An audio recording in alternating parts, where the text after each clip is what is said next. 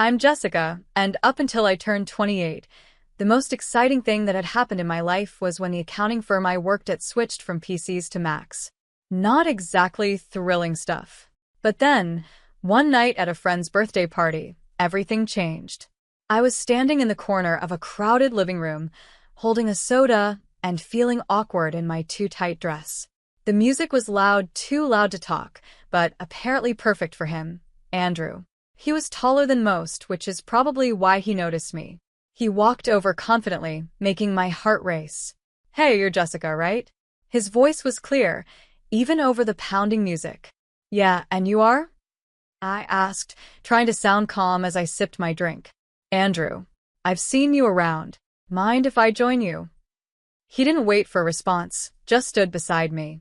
"Not at all," I said, barely heard over the pop song blasting through the speakers. "So, Jessica, what brings you here tonight?" he asked casually, though his eyes seemed focused. "Just here for Karen's birthday. You know her?" "Yeah, we went to college together. She keeps inviting me to these things. Can't say no, can I?" He shrugged, and we both laughed. It felt easy, natural. "I get it. I work with her. She's hard to say no to," I replied. "An accountant, right?" she mentioned. He nodded like he already knew. "Yep, that's me. Numbers are my thing," I joked, though I never found spreadsheets that funny. "Sounds exciting," he said with a grin, and I couldn't tell if he was teasing or not. "Oh, totally. It's all wild parties and high stakes in the world of accounting." We laughed again, and for the first time, I felt comfortable talking to someone who seemed genuinely interested. "Want to get some air?" he asked, motioning towards the backyard. I nodded, glad to escape the noise. Outside, the cool air was refreshing. "So, what brings a guy like you to a party like this?" I asked, trying to sound confident. "Just looking for a good time," he said with a smile. "Maybe I was also looking for someone cool to hang out with," he said with a smile that made the corners of his eyes crinkle. We chatted about everything and nothing: movies, books we liked, and how he was into graphic design but stuck in a job he didn't love.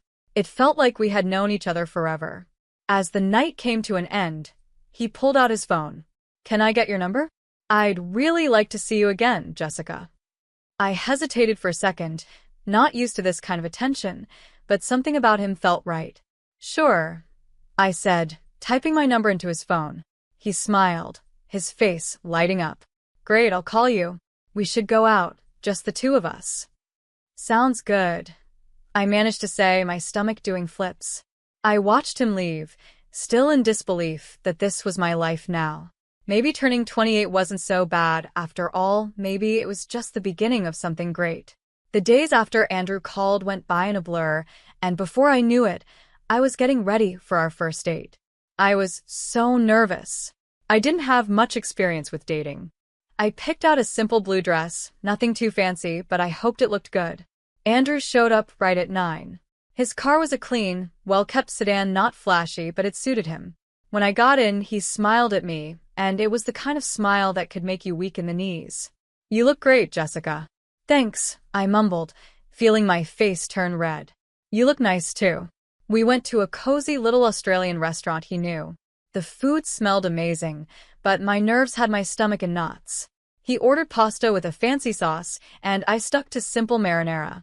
"So, Jessica, tell me something about you that no one else knows," he asked, twirling his spaghetti effortlessly. I chuckled, more focused on playing with my food than eating it. "Well, I'm pretty boring, but not many people know I can solve a Rubik's Cube in under a minute." He raised his eyebrows. "Really? That's pretty impressive. You'll have to show me sometime." "Sure," I said, starting to relax. "What about you? Got any hidden talents?" "I make a killer breakfast burrito," he said with a grin. "Best you'll ever have." "I'll take your word for it. Maybe you can prove it sometime," I teased. The conversation flowed, and for the first time in a long while, I felt like I was exactly where I was supposed to be. The next few weeks flew by as we spent more time together. Andrew would come over after work, or I'd meet him for lunch near his office. He introduced me to his favorite spots around town, hidden gems I'd never noticed before. I had never noticed the city like this before. It felt like I was seeing it for the first time. Things got serious when Andrew asked me to meet his parents, Charles and Shirley. They lived in a small but cozy house, filled with family photos and little decorations. As soon as we walked in, Shirley hugged me tightly. "Oh, we've heard so much about you, dear," she said, smiling warmly.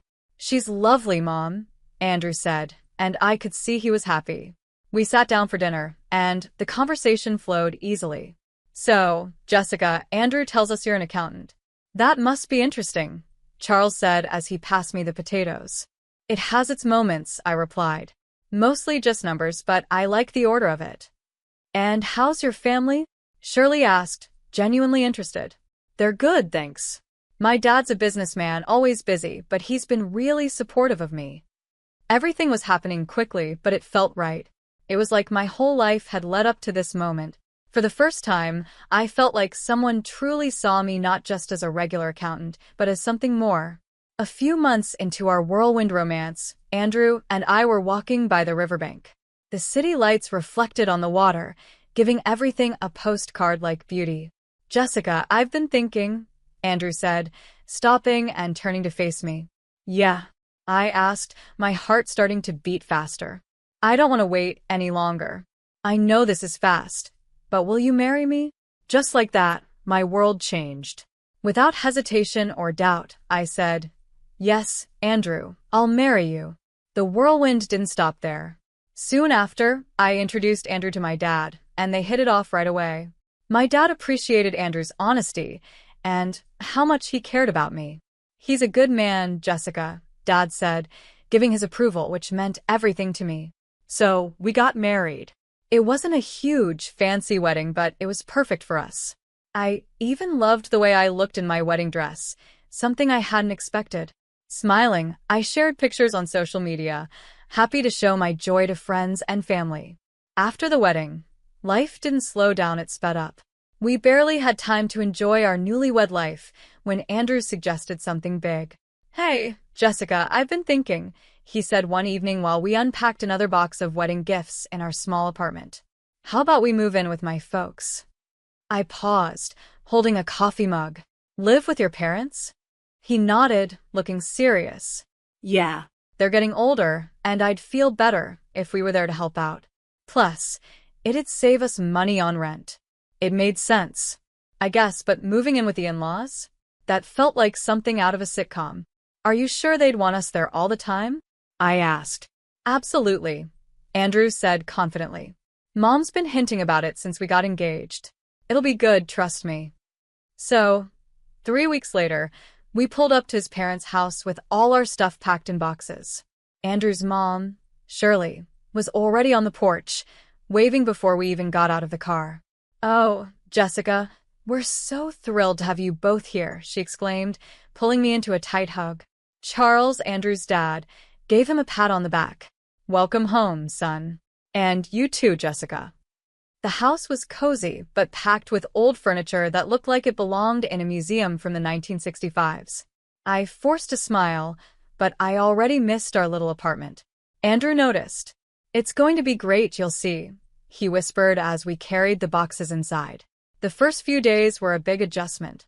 Shirley was always around, constantly popping into our room to ask if we needed anything. "Just making sure you're comfortable," she'd chirp, while I tried not to cringe at the lack of privacy. One evening, we all sat down for dinner, Andrew, me, Charles, and Shirley. The conversation was pretty dull until Andrew dropped a bombshell. "So, the house needs some major repairs," he said casually mid-bite of meatloaf. I nearly choked on my mashed potatoes. "Repairs?" "Yeah, the roof's in bad shape and the plumbing is ancient," he explained. Charles nodded seriously. "We were thinking," Andrew continued, avoiding my eyes, "that maybe we could all chip in for the costs."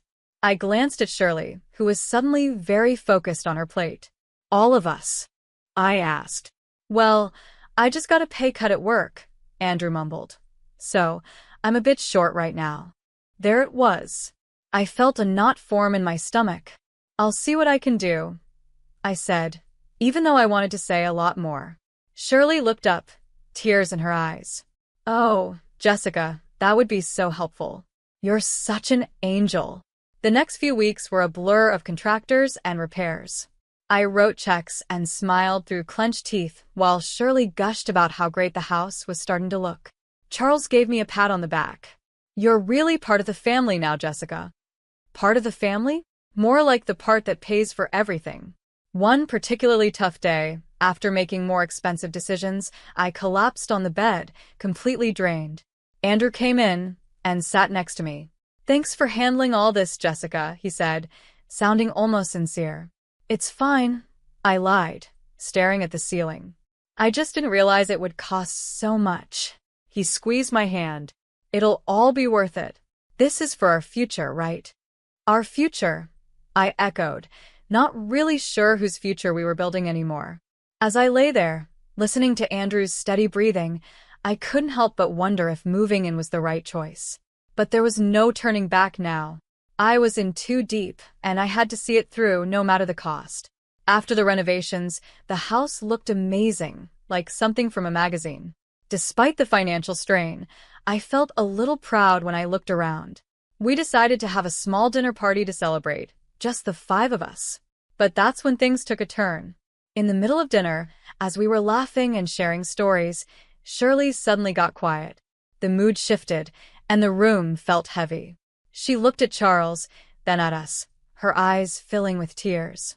We need to tell you both something important, she said, her voice shaky. Andrew and I exchanged worried looks. What's going on? I asked, feeling a knot form in my stomach. Charles sighed deeply. The house, it's heavily mortgaged. We owe $550,000, and if we don't pay it off in 3 months, the bank will take it. My fork dropped onto my plate. What? You mean after all the repairs we just paid for? Shirley started crying. We were ashamed. We thought we could handle it, but after all the repairs, there's just no way. It felt like I was trapped in a nightmare. All the money, all the effort for a house that wasn't even safe from being taken away. So, what are you saying now? I asked, my voice sharper than I meant. Andrew hesitated, avoiding eye contact. I was hoping maybe, Jessica, you could talk to your dad. Are you serious? I snapped, my voice rising. Ask my dad for $550,000? It's just with his help, the house would be secure for us, for our future, Andrew said, pleading. Shirley's sobs got louder, and I felt like the bad guy in this crazy situation. Please, Jessica, she cried. This is our home. We've spent decades here. I was furious, but their tears and desperation wore me down. I'll think about it, I muttered, feeling trapped. The next day, I reluctantly called my dad and explained the situation. To my surprise, he agreed to help, but with one condition. I'll give the money, Jessica, but only if we have a formal agreement. I want everything documented, he said. When I told Andrew, he wasn't happy. Why does it have to be so formal? Can't he just trust us? It's $550,000, Andrew. That's a lot of money. He's just being cautious, I said, feeling the distance growing between us. He'll get his paperwork, Andrew muttered, clearly annoyed. We got the paperwork drawn up, and the money was transferred. Shirley and Charles were relieved, thanking me constantly, but things between Andrew and me felt different. There was a coldness between us that hadn't been there before. Just when I thought things couldn't get worse, tragedy hit out of nowhere. Jessica, it's your Aunt Emma, came a shaky voice over the phone. Your dad, he had a heart attack. It's bad. My heart sank. What? How is he? She paused, then said the words I never expected to hear. He didn't make it. Honey, I'm so sorry. And Emma's voice echoed through the phone. I almost dropped it. No, that can't be right, I mumbled, feeling numb. I hung up and turned to see Andrew standing in the doorway. What's wrong? He asked, his voice low. My dad, he's gone, I managed to say before breaking down in tears. Andrew came over and put his arm around me, but it felt like I was being hugged by a stranger. I'm sorry, Jessica, he said, and while he sounded sincere, I was too deep in my grief to fully take it in. After another exhausting day of funeral planning, I came home earlier than usual. I expected the house to be quiet, but as I unlocked the door, I heard voices coming from the living room. It was Andrew, speaking to his parents in a frustrated tone. I can't do this anymore. Living with her is driving me crazy. She's ugh, it's too much, Andrew complained. His mom, usually so kind and understanding, responded in a sharp whisper. You just have to hold on a little longer, Andrew. We need to figure out what to do with those receipts from her father. Jessica has them now. The sooner I'm out, the better. I'll grab those receipts, destroy them, and then I'll move on with that rich woman I told you about. Andrew's voice was cold, calculating. A chill ran down my spine. Here I was, mourning my father, while the people I trusted were plotting behind my back. They weren't the loving family I thought I had married into. They saw me as nothing more than a way to solve their money problems. Anger and shock surged through me, but I knew I had to stay calm. I slammed the door loudly, pretending I had just walked in, cutting off their scheming. Oh, Jessica, you're back early. How did the funeral plans go? Shirley's voice instantly shifted to one of concern, her eyes wide with fake innocence. I forced a smile, even though my stomach churned. It's all coming together. Thanks for asking. I caught a quick glance they exchanged, their faces masked with false concern. It made my skin crawl, knowing their real intentions. But I realized now wasn't the time to show my hand. I needed to be smart, protect what was mine, and maybe even get some justice for their deceit. The funeral was somber, filled with quiet condolences and heavy grief. But when we returned to Andrew's parents' house, their true colors began to shine through. As we sat in the living room, sipping lukewarm coffee, Andrew's charming facade crumbled. With a cold laugh, he looked directly at me and said, Jessica, pack your things. You need to get out. I've got someone else now, someone better, Andrew said. His words should have hurt, but I pretended to be shocked. Before I could respond, Shirley chimed in with a nasty laugh. We've really had enough of you, dear. We only kept you around for your money. What about the house? I asked, trying to sound innocent. The house I paid to fix? The $550,000 I spent. Shirley laughed even harder, like I had told the funniest joke. Oh, sweetie, this house is ours. You're nothing here. Andrew's smirk widened. And those receipts you're so proud of? I found them at your dad's house and burned them. They're gone. For a moment, I let them think they had won. Then I couldn't help it, I burst out laughing. My reaction threw them off, and their smiles started to fade. Why are you laughing? What's so funny? Andrew demanded. Wiping away a tear, still chuckling, I replied, You three are pathetic. You think you're so clever? The receipts you destroyed? They were just copies. The real ones are safe with my lawyer. Their faces went pale, and Andrew's arrogance quickly turned to panic.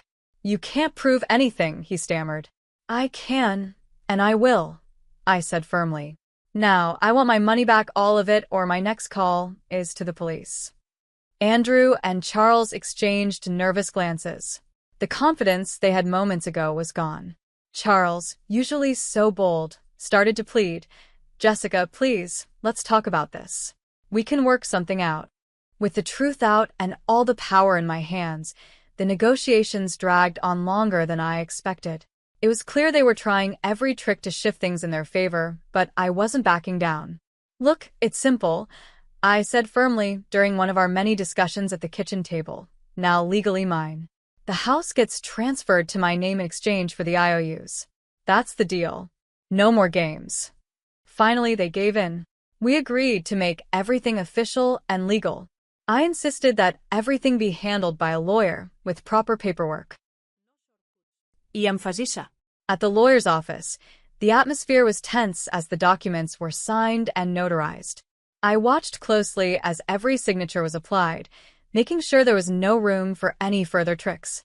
Once everything was finalized, I knew I had won. I gathered the documents for the house transfer and turned to Andrew's mother, who looked defeated but still carried a trace of her old self. I'll be keeping these in a safe place, I said, holding up the papers before slipping them into a folder, just to make sure no one tries anything. With the legal stuff handled, the divorce process was straightforward.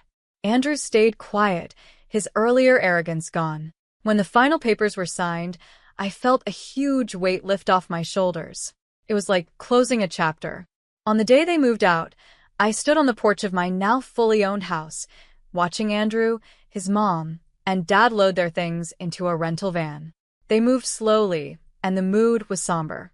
I felt a mix of satisfaction and sadness. This wasn't how I thought my marriage would end, but given the situation, it was the best outcome. After things settled down, and I began to enjoy my newfound peace, I heard through friends that Andrew was in a tough spot. His new girlfriend had dumped him shortly after our divorce, and his parents were now living in a cramped apartment, far from the comfort they once had. Karma had come for them quicker than I expected. Despite their situation, they started reaching out to me, calling and messaging, probably hoping to worm their way back into my life, or at least my house. But I was done with their lies. I blocked their numbers without a second thought and cut them off on social media. It felt freeing, finally breaking the last ties between us. One afternoon, as I was enjoying a quiet moment with a book in my living room, there was a knock at the door. Peeking through the peephole, I saw Andrew standing there, looking pitiful, holding a bouquet of flowers. The nerve of it made me laugh. I opened the door and couldn't help but chuckle at the sight of him. "Really, Andrew? Flowers?" He shifted uncomfortably, the flowers wilting along with his confidence. "Jessica, I've realized so many things. I was wrong, terribly wrong. Remember when I told you disgusted me?" I interrupted, leaning against the door frame, amused by his discomfort. "What changed, Andrew? Did you run out of options?" He looked down, clearly ashamed. "I made mistakes, but I'm here to make things right." I shook my head, almost feeling sorry for him almost. "You're not here to make things right, Andrew. You're just desperate to get back to your old, comfortable life. But guess what?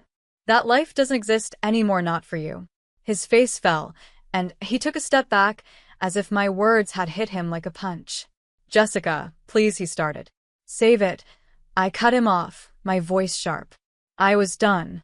I want you to leave. Don't come back. We're done forever." Andrew stood there for a moment, his hope fading away. Without saying anything, he turned and walked off, his shoulders slumped in defeat. I went back to my book, a small smile on my face. The quiet in the house felt like a warm, comforting blanket, so different from the chaos that once filled it. I was finally at peace, living life on my own terms. No flowers or sweet words could change that. I was truly, finally free.